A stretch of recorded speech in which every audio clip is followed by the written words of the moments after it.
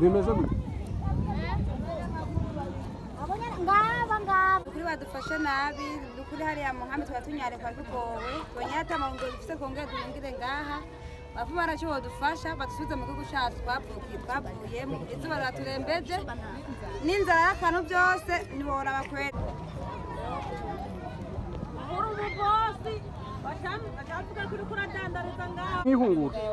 bingura kubera ingorane ziko dufashwe nabi hariya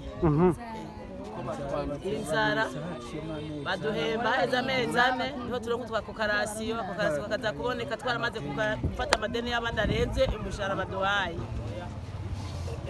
maze rero tumaze kwishura tukabona ko ataco dusigarana cyo twima twahisemo tutume twomoka tuje kugwa nganye rero twazana gisubira iwacu mu Burundi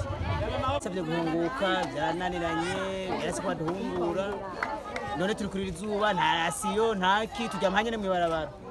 murasaba iki turasaba ko twosubira iwacu mu gihugu